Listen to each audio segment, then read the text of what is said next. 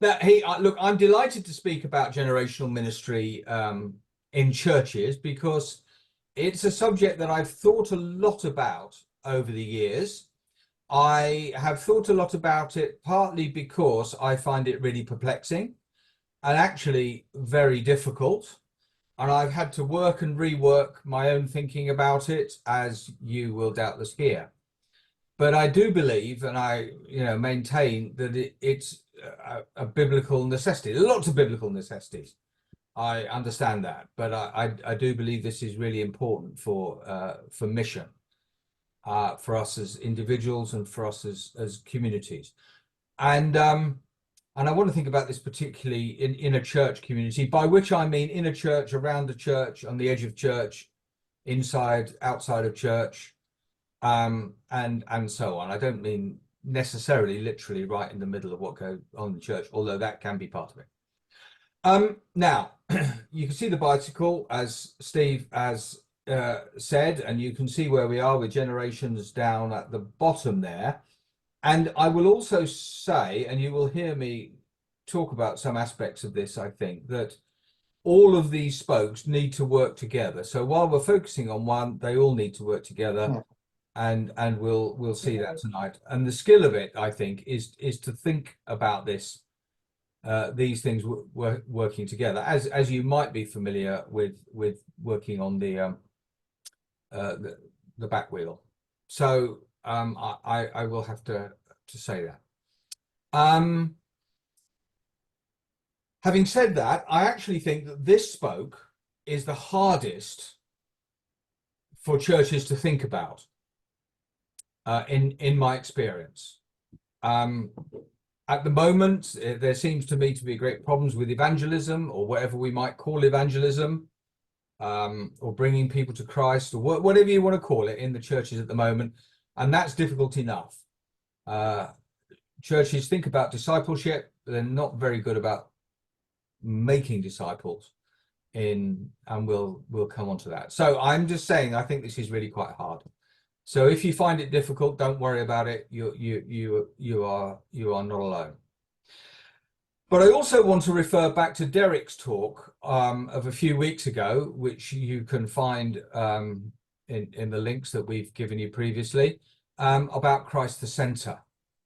And Derek spoke eloquently about how all our alongside or disciple-making ministry really is from God and for God.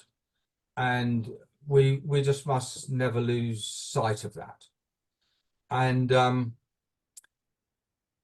one aspect of that, of course, is that it is impossible to know the impact of our ministry with other people. When it's done in faith, God does all sorts of things, many of which probably we will only get to hear about in eternity. But over the years, I've experienced the joys of Christians coming up to me and telling me that what I said years ago was life-changing for them. And frankly, some of these people, I couldn't remember meeting them, let alone what I said. I mean, I could tell you stories. I won't tell you stories, but it's just incredible what God can do when you look back over the long term. And of course, this is the Spirit at work in God's kingdom. And so I just encourage you that God is at work. We must never forget that. And in fact, we must lean onto it, as Derek was telling us. Now, tonight, I want to give some personal illustrations. And I know that this is dangerous.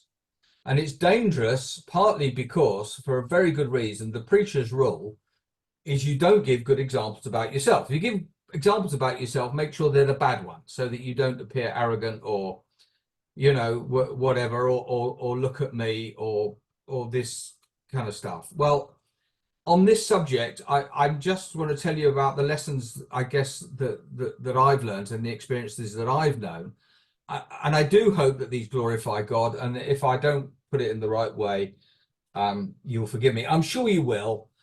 But don't go away thinking, oh, well, he just talked about himself the whole time, please. So first of all, what do we mean by generational ministry? Well, the Navigator website tells us that the calling of the navigators is to advance the gospel of Jesus and his kingdom into the nations through spiritual generations of laborers or alongside us, living and discipling together among the lost. In other words, the navigators see this as actually fundamental to the calling. This is what the whole people group is about in some senses. So there's a question about, well, what do we mean by this? Now, I've come to call it next gen ministry, or 3-gen ministry, or 4-gen ministry, or 4-gen thinking and action, all sorts of things that I've just happened to call it because, as I say, I've thought a lot about it.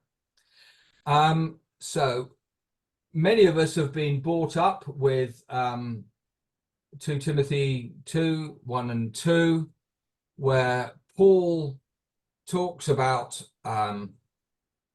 4 spiritual generations and beyond issuing from his ministry. And many of you will be familiar with this, some of you may not be. Don't worry about that, but it's kind of there. There's what Paul has said, there's the many witnesses around, the reliable people who will be teaching others also. And some of us have seen that worked out in student life in the past, which is fast and furious, very intense. You look someone in the eye, you offer to help them grow in faith, and if they accept that, you start to meet with them regularly, and you start, in inverted commas, to help them. Some of us, and I hope you'll accept this in the sense that I mean this, some of us have heard of fat people, faithful, available, and teachable, comes from that that passage and surrounding verses in 2 Timothy. And some of us, looking at nobody in particular, Steve, talk about not just fat people, but daft people. In other words, devoted, faithful, available, and teachable. And I really get that. I don't have any problem with it. I think if you can do that, I think that's absolutely brilliant. But I want to say that in my church experience, my experience of working in churches, I have found that really difficult. Maybe it's me, I don't know. And if it is, well, fine, that's me. I have met many, I think, people who are truly daft, apart from Steve. But very few, and I could count on my one hand, I think, who would accept an invitation to sit with me regularly. There are times when I've had breakfast with people quite regularly, that sort of thing, which has been great, and that's been really good. But there are really very few people. And so what I've had to do for me is develop other approaches, which you may or may not agree with as we go through.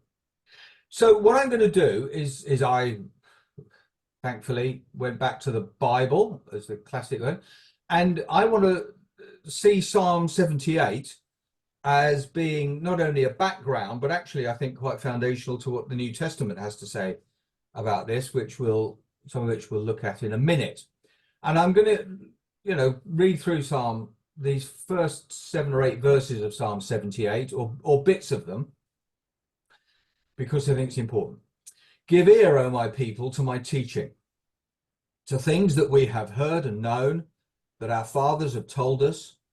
We will not hide them from their children, but we will tell the coming generation the glorious deeds of the Lord, which he commanded our fathers to teach to their children, so that the next generation might know them, the children yet unborn, and arise and tell them to their children, so that they should set their hope in God. So, the bits that I've missed out there, and you can read this for yourself. I recommend that you do. But I've also marked up what I understand to be the generations that are going on here. So 1, 2, 3. First of all, fathers, their children, that's us, in other words, children of their fathers. The coming generation, that's our children. And then it's kind of repeated, our fathers, their children, the next generation, and then there's yet another generation beyond that, the children next yet to be born, so that they should set their hope in God. And so the key thing seems to be that God's words, then, whatever one understands by that, my teaching, that we could debate what that means, but we won't do that now. God's words are to be taught in a certain way. There is a so that or a that, depending on which translation you use, so that the next generation, even those yet born, would learn to obey. In such a way, they're going to learn to obey it in such a way that they teach their children. And that so that is really important. Now, of course, the context here is the family in the setting of the wider community of like faith in Old Testament Israel, and that's fine. And when I spoke about this or referred to it in a church meeting a while ago, some people began to wax lyrical about the importance of junior church and Sunday school, because they thought it's really important to educate the children. And of course, I mean, and it was quite difficult to stop them doing this, because they actually missed the point totally. Because Paul, in 2 Timothy, I think, seems to use this psalm in a metaphorical way of spiritual generations. And I think he does it purposefully. He takes the physical family used here, and he uses it in what I think we would call a metaphorical way. You could look in 1 Corinthians, and he talks about you don't have many fathers in Christ. That's really what you need. You need some fathers in Christ to help you. And there are many other references that he uses like that. And I suspect that he's using this psalm. And that seems to me to be actually fairly straightforward. I'm not going to look at it, but Jesus does something similar in John chapter 17, which is the great prayer, where he prays about what he has taught his disciples, and then those who are going to come to believe through them. And then, so Jesus somehow sees this teaching that he's giving and his life that he's giving, working out in his spiritual grandchildren. And of course, this is, the beginnings of the generational story of Acts. And we always think about Acts in relation to Luke, but of course, I think we could see Acts in relation to the other Gospels as well, of course, as the church begins to grow. And again, it seems to be about teaching, not just teaching because we teach, but teaching in a certain way with a view to a certain outcome, that the people in front of us or the people with us would not only learn for themselves, but would learn so that they will be able to teach other people, which of course is a different skill from just learning it for yourself. And teaching it to other people so that they will learn it is a different skill from just teaching it. So if that's something of the basis of what I call generational ministry, and our next question then is how is this to work in churches? And what I say here is that if we do it in churches, I've found a particular passage very helpful as I've thought about this. And Nick, who's on here, preached yesterday on go and make disciples of all nations, and made it very clear, as probably most of us know, that if you go back to the Greek, what Jesus probably meant was something like, as you go, make disciples. So of course you go to other places. Lovely to see Larry here, come all the way from the States at one time or another, and Delhi as well. And so on. But we're all going around, and as Jesus went, he made disciples, and this is one of my favorite passages. Now, I'm not going to read all this out. It's a very familiar story to you, and I'm going to refer to various bits of it. So it's Luke chapter 9, and they're setting out, they're going from village to village, and they're proclaiming the good news, and they're healing people everywhere, which is wonderful. So the apostles came back together, you know the story, and they reported to Jesus what they had done, and they needed feeding. So he said, well, you give them something to eat. It's second generation thinking. You give them something to eat. It's the second generation, Jesus' disciples, feeding, I mean, in this case, quite literally, the the people who are around there with them, and he feeds the 5,000. And then, of course, this leads on quite automatically. Well, who do you say that I am? In the middle of all of this going on, Peter raises this question. This question. Jesus says, "Well, who do you say that I am?" And Peter says, "Well, of course, you're God's Messiah," which we all know is really important. It's the turning point of Luke's gospel. The whole Luke's gospel hinges on this, and then later on it says, "Who?" Well, you talk about discipleship. Follow me. If you want to be my disciple, you're going to deny yourself, take up your cross daily, and you're going to follow me. And they have not a clue about what he's talking about. And then later on, while they're speaking, the cloud appears, covers them. This is the transfiguration, as we're familiar with. And they come down from the mountain. There's a large crowd. Meet them. So they're teaching in the context of this large crowd. And then there's this ministry to this little boy and his parents. Jesus rebukes the impure spirit, heals the boy, gave him back to his father. So there's all this stuff going on around about. There's life is happening. Okay, life happened particularly around about Jesus, and I think it was probably very uncomfortable. But Jesus just taught, said, "You teach them," in the middle of all the stuff that he was doing. Kind of almost the conclusion towards the end of the chapter is all these people faffing about, doing this, that, and the other. Jesus says, "Okay, you carry on with loads of stuff. I am going to Jerusalem." And there's lots of times, guys, when you think, well, what am I supposed to be doing? I get involved in this, and I get involved in that, and I've got involved with the other. I just don't have the time or the energy. And Jesus said, "No, I am going to head towards what I think is most important." And we need to have that mindset as well. Of course, going to the cross. But sometimes, as we will see, there's an intentionality about generational ministry, which we need to copy from Jesus. And he sets out for Jerusalem. And then again, as he's walking along the road, a man says to him, and they give lots of excuses about why they can't do it. And Jesus says, "Look," and I think I had this picture in my mind, and I think I've spoken about this before. Jesus strides down the road to Jerusalem, and he says, "Come on, guys, follow me. This is the way we're going." "Oh, but I can't do this." Well, actually, I can imagine Jesus turning around and saying, "Look, you sit with this person. That person's gone off the road. Go and bring them back. But follow me. Follow in a few minutes. Follow when that person is ready. Sit with them until they're ready to come. They're tired, so, refresh them. But bring them along the road as well." Now, there's a spiritual, he's obviously physically going down the road, but there's a metaphorical part to it as well, which is very clear, because he heads to the cross. That's the second half of Luke, and of course on into Acts. So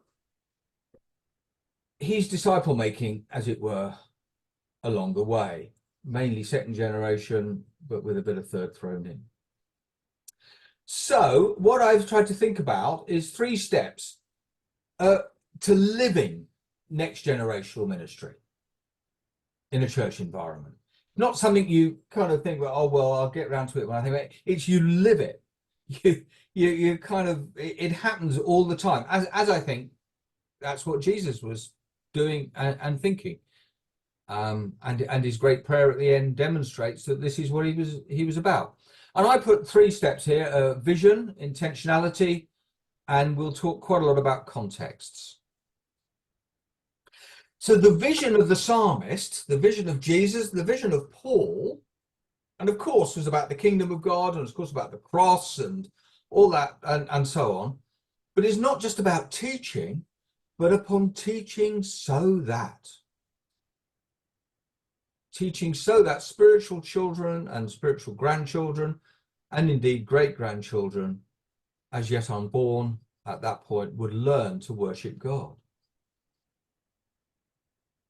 And I find that just having that vision and constantly holding it, and if you hold it, well, some of you will know that sometimes I have to stop speaking about it because it gets boring. If you're around me, I'm always going back onto this. But how is this house group meeting? How is this coffee after church? How is this preaching or leading or whatever it is? How is this not just going to impact the hearers, but those who are yet to come? And that should be how we live, how we converse. It is for me, to the extent that people are too polite to tell me to shut up, but often I have to. And I find that just asking myself and basically those around me, that question is vital. How is what we are doing now going to impact the next people to come in and the people they're going to bring in? And of course, this leads automatically to intentionality. So, well, you know, this is the bicycle. And, you know, Jess spoke about intentionality, I think, again, really helpfully. Keep working out that vision of disciples who will make disciples. And if it's hard, it is. And if it doesn't work for you, find a way of doing it. That's what I found I've had to do. So then, I think then that context is the final thing. And I want to talk about this in 3 steps, which you can see there. And I first of all want to say that perhaps, as I've already said it, but any context is good for disciple making. Any context is good for disciple making. The other week we were at lunch with a couple from who'd recently moved to our church, and you know, it being Sunday or whenever it was nice day. We went out for a walk along the lane. That was great. Now, I'd heard my friend who was there speak about having to find time on his own so that he could pray and sort his head out. And I'm glad he said that, which was really nice. So as we're walking along the road together after lunch, I said, you mentioned this to me. Have you ever thought about, do you do daily Bible reading and prayer? And he sort of looked at me and he whispered to me, yes, mostly. And then he said, but Steve, he said, what I actually find really difficult is praying out loud with other people. Oh, interesting. So we talked about that.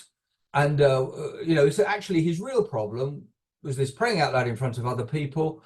We talked about that, why he found it difficult, how he might find it easier. I mean, this guy's a really outgoing. He's been a sales manager.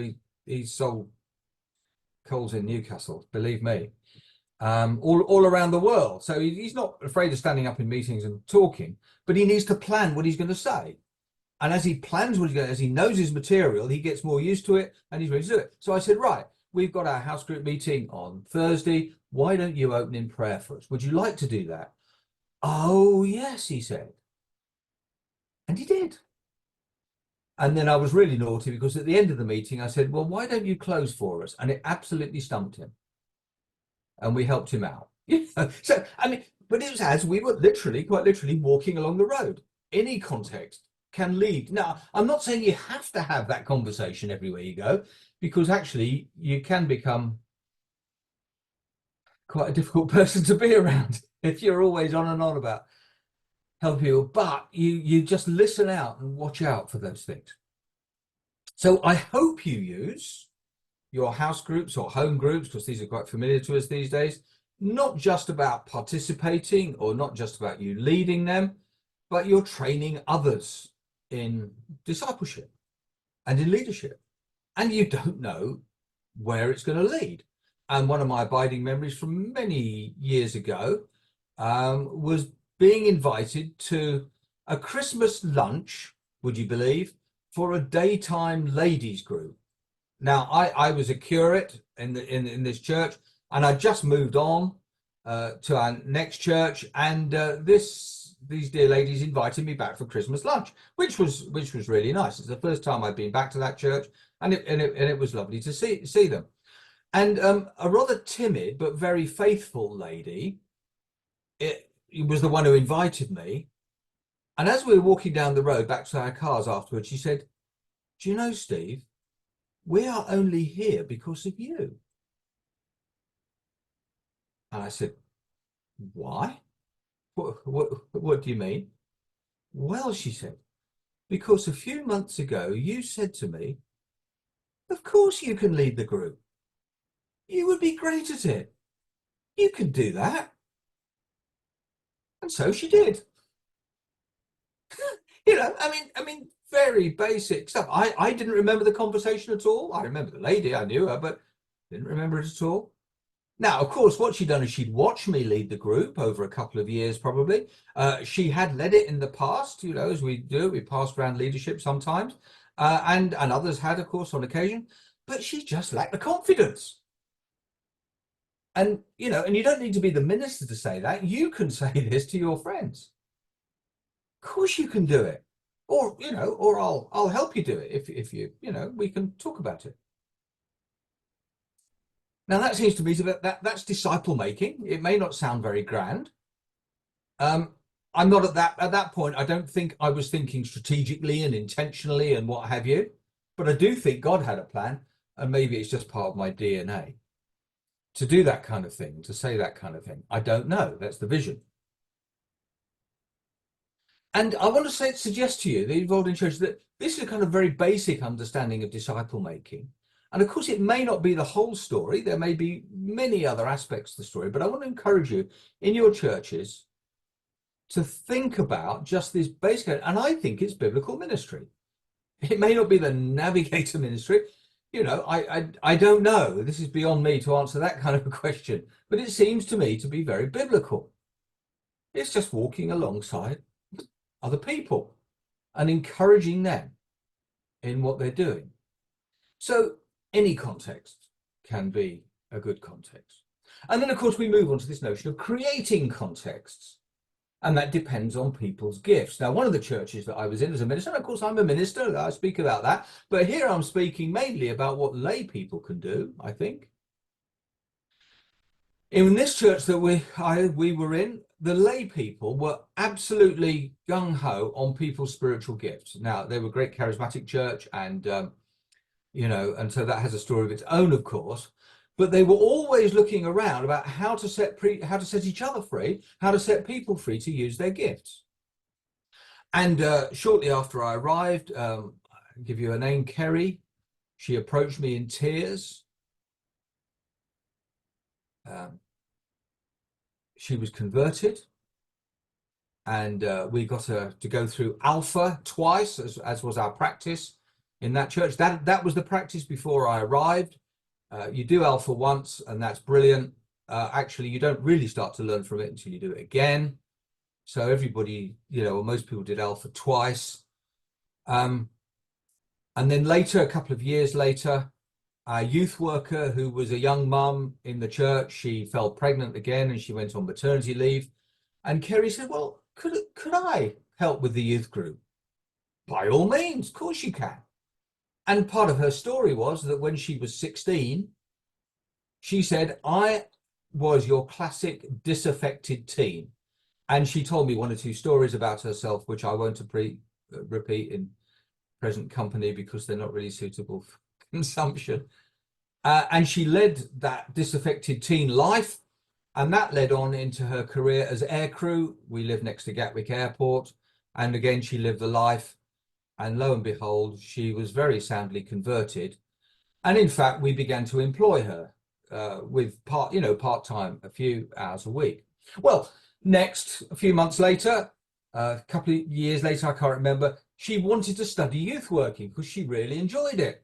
So, and we clubbed together and we helped her to go. And as part of a project for her course, she started 2 community youth groups in addition to our church group.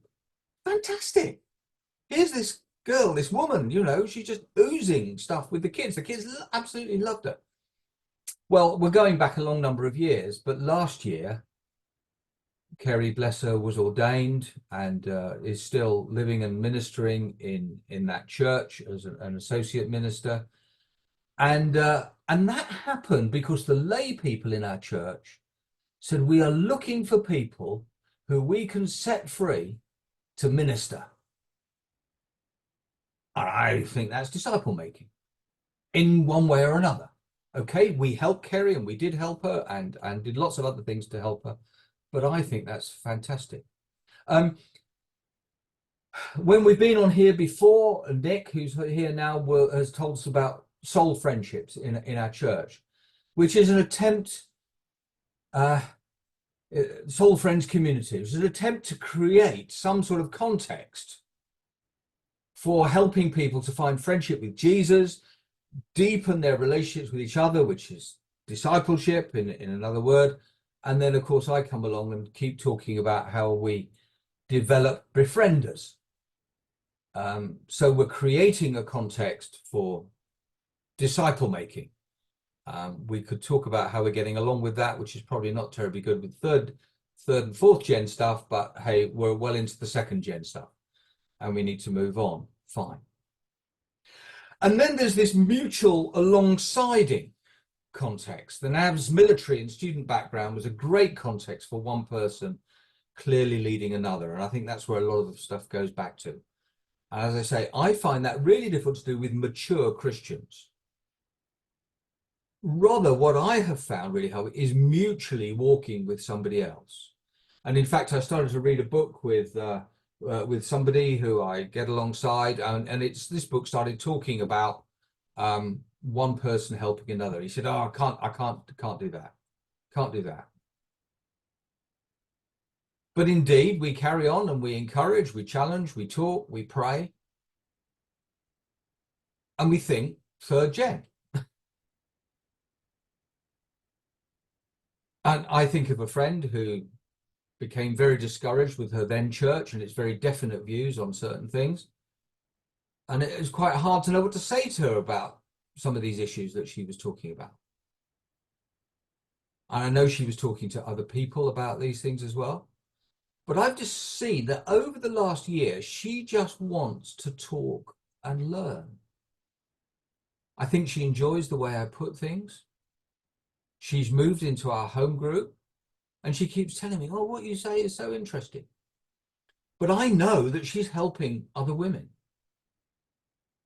I've watched her do it. She talks about it and she's helping other women. Not because I help her, but because we walk alongside one another. Indeed, if I was to suggest that I was formally helping her, I think she would probably run a mile. She may come round to it, I don't know. So the point I'm trying to make here is that what I call third gen thinking and action is according to the Bible, not according to a method that I've found fruitful in the past. If my method didn't work, go back to God, go back to your Bible, do it differently. Find someone who will help you do it if you find that really difficult. If the person I've been praying for moves away, then I think that's great. It's a question that was raised with me. Well, God has given me a contribution in that person's life for a period. It's up to God what he does. Years ago, I was asked to introduce the Navigator's 2-7 discipleship process, which is a thing that many of you are familiar with, into our then church, just as we were moving away. So I did the presentation. Somebody was in the group. The church got on with doing it. 25 years later, when we went back to visit that area, we stayed with the couple and they told us that leading that group had been absolutely transformative for them. And in fact, they're still on the Navigator staff, growing people in business communities because of the 2-7. We just don't know what God will do. But if we do have third gen vision, if we're intentional, and if we use all our context, including creating new ones, God is faithful to his own promises. Blessings.